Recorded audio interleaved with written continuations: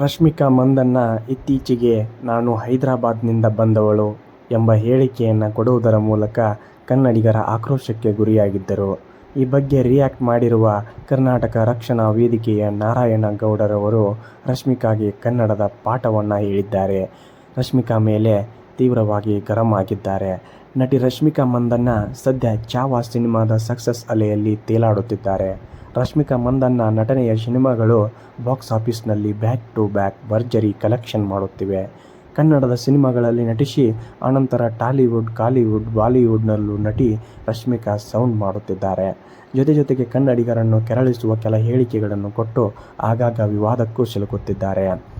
ಈ ಕುರಿತು ಮಾತನಾಡಿರುವಂತಹ ಕರ್ನಾಟಕ ರಕ್ಷಣಾ ವೇದಿಕೆಯ ನಾರಾಯಣಗೌಡರವರು, ನಾನು ಇತ್ತೀಚೆಗೆ ಕಾರ್ಯಕ್ರಮವೊಂದನ್ನು ವೀಕ್ಷಣೆ ಮಾಡುತ್ತಿದ್ದೆ.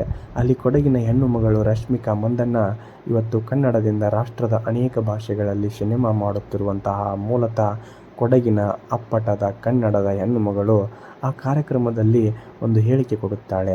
ನಾನು ತೆಲುಗಿನ ಆಂಧ್ರಪ್ರದೇಶದ ಹೆಣ್ಣು ಮಗಳು ಎಂದು ಹೇಳಿಕೆ ಕೊಡುತ್ತಾಳೆ ಎಂದು ರಶ್ಮಿಕಾ ವಿರುದ್ಧ ಗುಡುಗಿದ್ದಾರೆ. ರಶ್ಮಿಕಾ ಮೇಲೆ ಅಸಮಾಧಾನವನ್ನು ಹೊರಹಾಕಿದ್ದಾರೆ.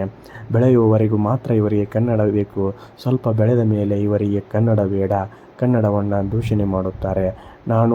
ಇವಳು ಕೊಡಗಿನ ಅಪ್ಪಟ ಹೆಣ್ಣು ಮಗಳಾಗಿ ನಾನು ಹೈದರಾಬಾದ್ನಿಂದ ಮೂಲತಃ ಬಂದಿದ್ದೇನೆ ಎಂದು ಹೇಳಲು ಇವರಿಗೆ ನಾಚಿಕೆ ಆಗಬೇಕು ಎಂದು ನಾರಾಯಣಗೌಡರವರು ತಮ್ಮ ತೀವ್ರ ಆಕ್ರೋಶವನ್ನು ಹೊರಹಾಕಿದ್ದಾರೆ.